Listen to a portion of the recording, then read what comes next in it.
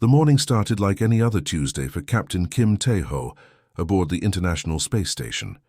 He was reviewing routine maintenance reports when his instruments began screaming warnings he'd never heard before.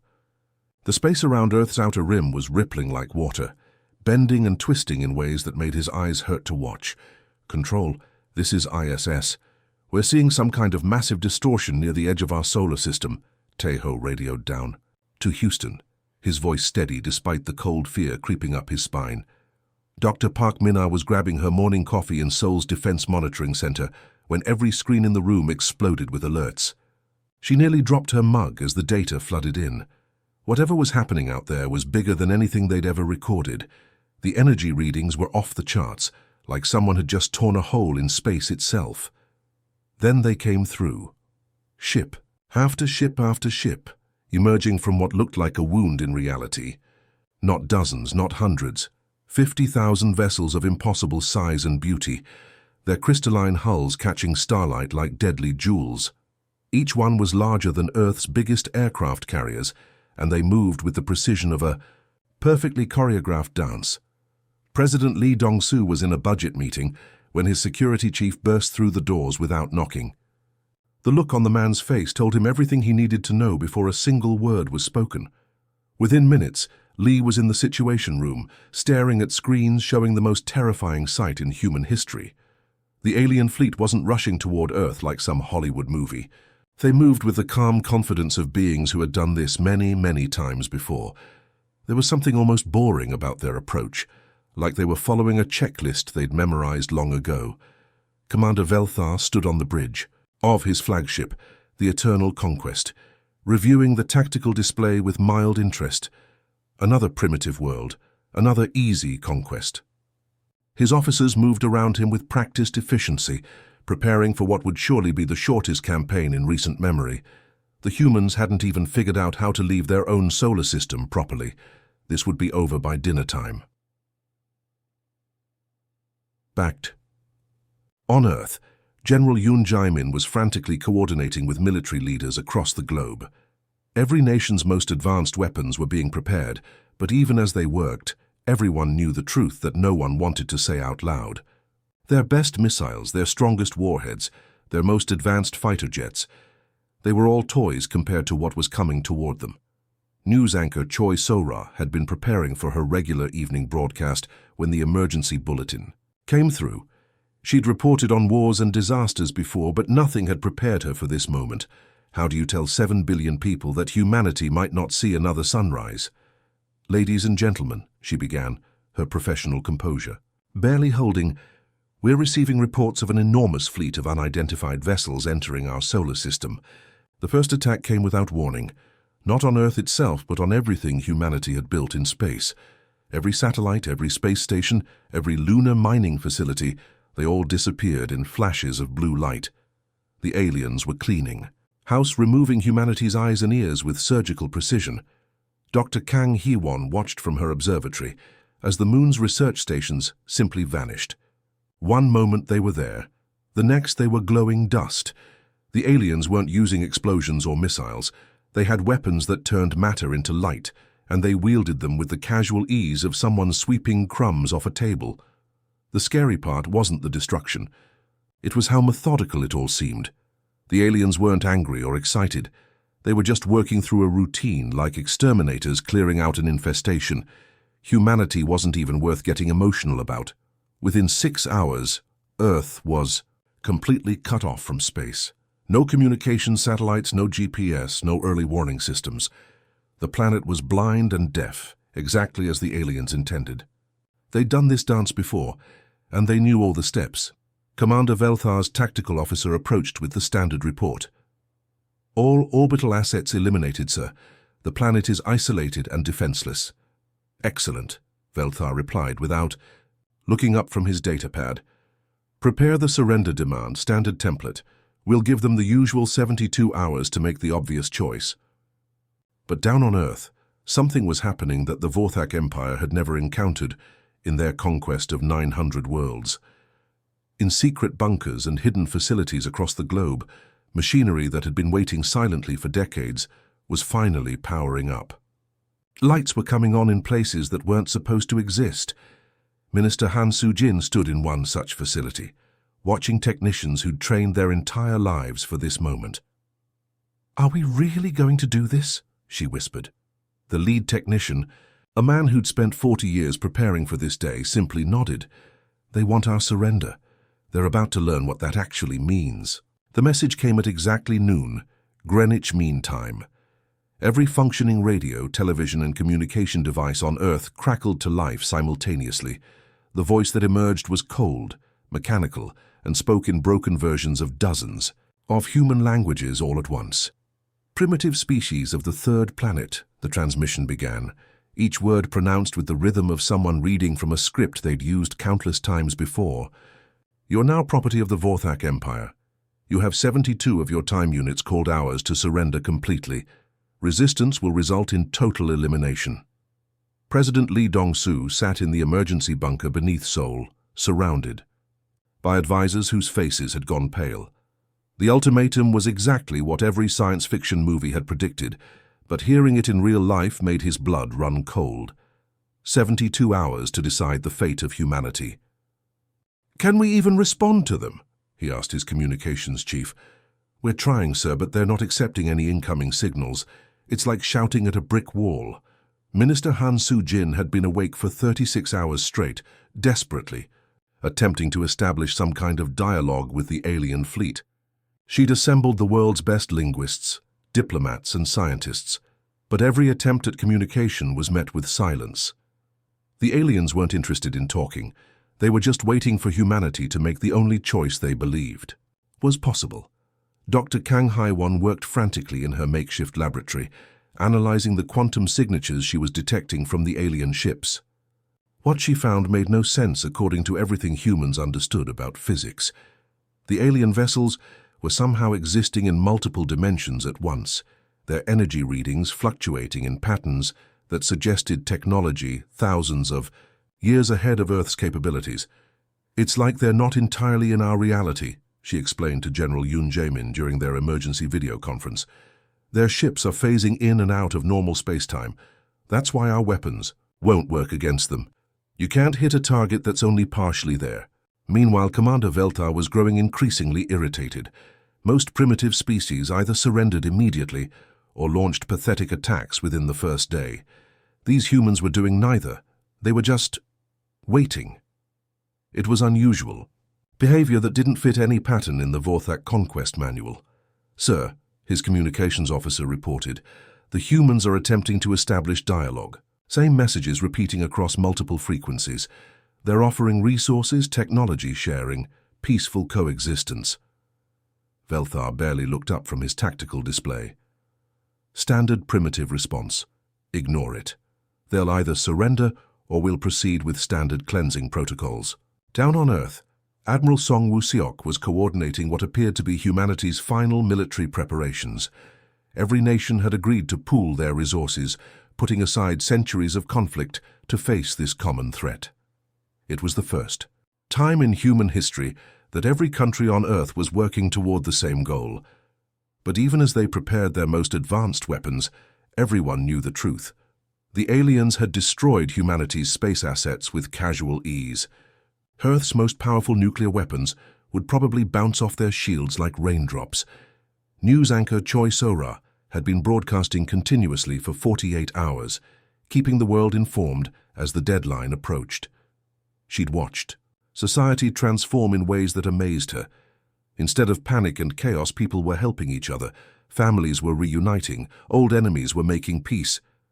It was as if facing extinction had reminded humanity what really mattered. "We're seeing incredible scenes of unity across the globe," she reported, her voice hoarse but determined. "Whatever happens in the next 24 hours, humanity is facing it together." But in secret facilities around the world, other preparations were taking place. Minister Park Hyun-woo stood in a bunker that officially didn't exist, watching technicians make final adjustments to machinery that had been built in absolute secrecy over the course of decades. "Are you sure this will work?" he asked the chief engineer. The older man, who'd devoted his entire life to this project, nodded grimly. "We've run every simulation thousands of times. The theory is sound. Whether we have the courage to actually do it, that's another question. Dr. Ryu Sang-min was making similar checks at facilities across 6 continents. The project had taken 3 generations to complete, hidden beneath the very foundations of human civilization. Every major city, every important infrastructure project, every advancement in human technology for the past century had been building toward this moment. As the 72-hour deadline approached, President Lee gathered with world leaders for what might be humanity's final decision. The choice seemed simple: surrender and hope for mercy, or fight and face certain destruction. But there was a third option, one so unthinkable that only a handful of people on Earth even knew it existed. "Gentlemen, ladies," Lee addressed the assembly. "Before we make our final decision, there's something you need to know, something we've been preparing for since the day we first looked at the stars and wondered if we were alone." The countdown continued, 18 hours remaining. But unknown to the Vorthak Empire, humanity had already made their choice long ago. They were just waiting for the right moment to reveal what surrender really meant, when it came from a species that had spent centuries planning for this exact scenario. The 72-hour deadline expired at exactly 3:47 p.m. Eastern Standard Time. Commander Velthar expected the usual response from primitive species: desperate missile launches, futile nuclear attacks, or complete surrender with billions of creatures begging for mercy. Instead, his sensors detected something that made no sense at all. The humans were destroying their own cities. It started in Tokyo. Engineer Lim Jun-ho stood atop a construction crane, giving hand signals to dozens of demolition teams positioned around the city's tallest skyscrapers. But these weren't panicked mobs tearing things apart. This was organized, methodical, almost surgical in its precision. "Begin Phase 1, Jun-ho spoke into his radio, his voice calm despite the magnitude of what they were about to do. Across the city, massive construction equipment roared to life. But instead of building, they were carefully dismantling. Cranes that had taken months to erect buildings were taking them apart piece by piece.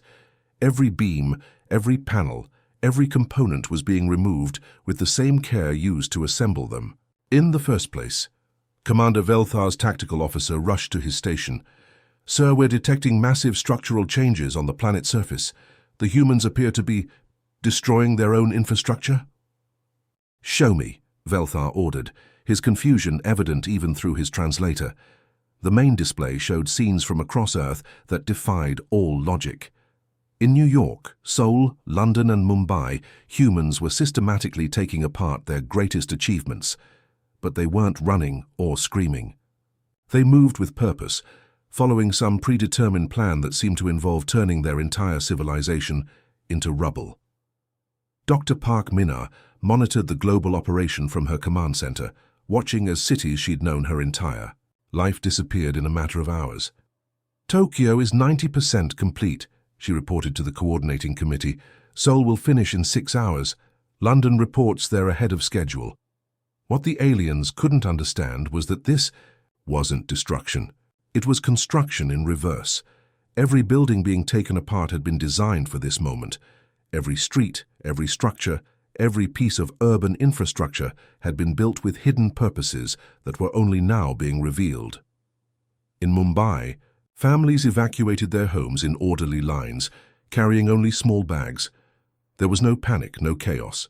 Children held their parents' hands as they walked to designated assembly points. These people had been preparing for this day their entire lives, just as their parents and grandparents had before them. Communications Officer Na Yunji stood in what had been Seoul's city center 12 hours earlier. Now it was an empty plain, marked with geometric patterns that seemed to pulse with their own inner light. She raised her communication device and broadcast on all frequencies the aliens were monitoring. "Vorthak Empire," she said simply. "You demanded our surrender. You wanted to see humanity give up everything we've built. Well, you're getting exactly what you asked for." From orbit, the alien fleet watched in growing bewilderment as the patterns of human civilization rearranged themselves into something completely different. Roads weren't being destroyed, they were being revealed as something else entirely. What had looked like ordinary highways were actually massive conduits, now exposed and humming with energy. The buildings hadn't been demolished, they'd been unfolded. Components that had posed as walls and foundations were now repositioning themselves into configurations that served entirely different purposes. It was like watching a planet-sized puzzle solve itself. General Yoon Jae-min coordinated the operation from a mobile command center, watching his life's work finally come to fruition. "Power grid is at 60% and climbing," he reported. "All focusing arrays are coming online. We'll be ready for Phase 2 in 18 hours. Commander Velthar finally realized they weren't watching a civilization destroy itself. They were watching it transform. "What are they doing down there?" he demanded of his science officer. "Unknown, sir, but the energy readings are concerning. Whatever they're building, it's drawing power from the planet's core itself." The truth was staggering in its simplicity and terrifying in its implications.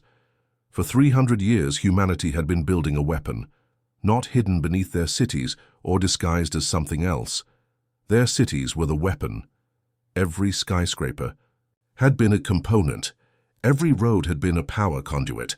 Every neighborhood had been a carefully positioned piece of the largest and most complex device ever constructed. Minister Han Soo-jin stood in the primary control room, watching displays that showed the transformation happening across 6 continents. "Our ancestors dreamed of reaching the stars," she said to her assembled team. "They just never mentioned we'd have to bring the stars to us first. The geometric patterns covering Earth's surface weren't random. They formed circuits, focusing arrays, and power distribution networks on a scale that dwarfed anything the galaxy had ever seen. Humanity hadn't been building a civilization. They'd been building a gun, a planet-sized gun. And now, for the first time in 3 centuries, they were finally loading it. Dr. Ryu Sang-min made the final calibrations as energy readings climbed toward levels that should have been impossible. 15 hours to full charge, he announced. After that, we'll find out if humanity's greatest gamble was genius or madness. The Vorthak Empire had conquered 900 worlds. They'd seen every possible response to their ultimatums. But they'd never encountered a species that had spent centuries preparing to turn their entire planet into a weapon of unimaginable power. Humanity's surrender was about to become the most dangerous thing the galaxy had ever witnessed. The transformation was complete. Where Earth's greatest cities once stood, geometric patterns now covered the planet's surface, like a massive circuit board visible from space. Commander Velthar stared at his tactical display, trying to comprehend what he was seeing. In 900 conquered worlds, nothing had prepared him for this. "Sir," his science officer called out, panic creeping into his voice. "The energy readings from the planet's surface are approaching critical levels. Whatever they've built down there, it's drawing power directly from the planet's magnetic field and core rotation." Dr. Ryu Sang-min stood in the primary control center, a facility that had been disguised as Seoul's subway system for decades. Around him, technicians who had trained their entire lives for this moment worked at stations that humanity's greatest minds had spent centuries designing. The screens showed power levels climbing steadily toward the point of no return. "Magnetic. Field alignment at 97%, reported one technician. "Core tap stable and holding," called another. "Focusing arrays across all 6 continents are synchronized and ready." Ryu nodded grimly. 300 years of preparation were about to be put to the ultimate test. "Send the message," he ordered. Communications Officer Na Eun-ji activated the planetary broadcast system, her voice reaching every corner of Earth and transmitting directly to the alien fleet above. "People of Earth, this is Control Central.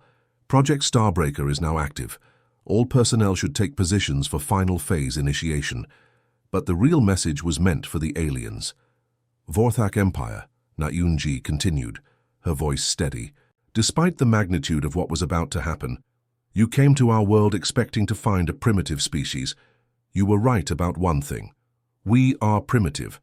But you made one critical mistake. You assumed that primitive meant helpless." Commander Velthar felt something he hadn't experienced in centuries of conquest. Genuine fear. "What are they talking about? What is this Starbreaker?" His answer came from Dr. Park Min-ah, broadcasting from what had once been London, but was now revealed as a massive focusing array. For 300 years, Human scientists detected quantum wake signatures from ships traveling through hyperspace. We knew someone was out there. We knew they would come, and we knew exactly what they would expect to find. The revelation hit the Vorthak fleet like a physical blow. These humans had detected their empire's expansion decades before first contact. Everything humanity had built, every advancement in their civilization, had been preparation for this moment. Minister Park Hyun-woo took over the broadcast from the primary command center. Every city we built was a component of a single weapon. Every road was a power conduit. Every building was a focusing element. Our entire civilization was constructed around one purpose: turning our planet into the largest gun ever created. General Yoon Jae-min watched the tactical displays as energy readings reached levels that should have torn the planet apart. But the weapon wasn't fighting Earth's natural forces, it was using them. The planet's rotation provided angular momentum. The magnetic field provided focusing power. Even gravity itself was being harnessed to aim what was essentially a controlled singularity generator. You see, Minister Han Soo-jin continued the explanation, we studied your quantum signatures for decades. We know how your ships work, how your shields function, how your weapons operate. You use dimensional phasing to avoid damage. But there's one thing you can't phase away from. Commander Velthar's tactical officer was frantically trying to make sense of the readings. Sir, they're creating some kind of space-time distortion. The energy levels are beyond anything in our database. Space-time itself, Han Soo-jin finished. You can phase between dimensions, but you can't escape the fundamental structure of reality. And we're about to show you what happens when you tear that structure apart. The geometric patterns covering Earth's surface began to glow with increasing intensity. What had seemed like random designs were revealed as the most complex targeting and focusing system ever conceived. Every pattern was mathematically perfect, designed to channel and direct energies that could reshape the fabric of space itself. Dr. Kang Hee-won, monitoring from the secondary control station, watched as her life's work finally came online. Singularity formation is stable. Targeting. Solution locked on the alien fleet. We have a clean shot that won't affect our own solar system. The aliens finally understood. These humans hadn't built a civilization, they'd built a trap. For 3 centuries they'd posed as a developing species while secretly constructing a weapon that could destroy entire star fleets. Every advancement in human technology, every architectural achievement, every piece of infrastructure had been part of an elaborate deception. Final countdown initiated, announced Ryu Sang-min. 60 seconds to firing sequence. Commander Velthar screamed orders to his fleet. All ships, emergency hyperspace jump. Get us out of this system now. But it was too late. The space-time distortions created by Earth's weapon were already interfering with hyperspace navigation. The Vorthak fleet was trapped in normal space, exactly where humanity wanted them. 30 seconds, the countdown continued. Na Eunji made the final broadcast to the alien fleet. You wanted to see humanity surrender. You wanted to watch us give up everything we'd built. Well, congratulations. You got exactly what you asked for. We're giving up our old civilization to show you our new one. 15 seconds. The difference is, she continued, we chose what to surrender. And what we chose to keep is the one thing you never saw coming. 10 seconds. Humanity doesn't just fight wars, Commander Velthar. When we're truly threatened, we become the war itself. 5, 4, 3, 2, 1, fire. The weapon fired. For a split second, Earth itself seemed to hold its breath. Then reality tore open like fabric being ripped apart. A beam of pure space-time distortion erupted from the planet's surface, traveling faster than light itself toward the Vorthak fleet. It wasn't energy or matter. It was the fundamental structure of the universe being weaponized. Commander Velthar had just enough time to realize what was happening before his flagship, the Eternal Conquest, simply ceased to exist. Not destroyed, not vaporized, but erased from reality as if it had never been built. The beam carved through his fleet like a sword through paper, each ship disappearing in a flash of impossibly bright light. 50,000 warships, gone in 3 seconds. Dr. Ryu Sang-min watched the tactical display in stunned silence. as the weapon's effects rippled outward through space. The controlled singularity they'd created didn't just destroy the alien fleet, it sent shockwaves across multiple star systems, announcing to the entire galaxy that something unprecedented had just happened in the small solar system humans called home. "Target eliminated," reported the weapons officer, his voice barely above a whisper. "All enemy vessels destroyed, no survivors detected." But even as the massive weapon powered down, something else was happening across Earth's surface. The geometric patterns that had focused humanity's ultimate weapon began shifting again, reconfiguring themselves into something entirely different. What had been a planetary cannon was transforming into something even more impressive. Minister. Park Hyun-woo stood in the primary control center, watching displays that showed the true scope of humanity's preparation. "Begin Phase 3, he ordered. "Time to show the galaxy what we've really been building." Across the planet, sections of ground that had seemed empty began opening like massive flowers. From underground bays that had been secretly constructed, over decades ships began emerging. Not hundreds of ships, not thousands.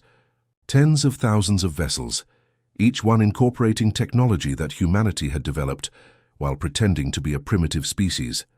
Admiral Kim Sung-ho took command of the first wave from the bridge of the HSS Retribution, a battleship that made the destroyed alien vessels look like toys.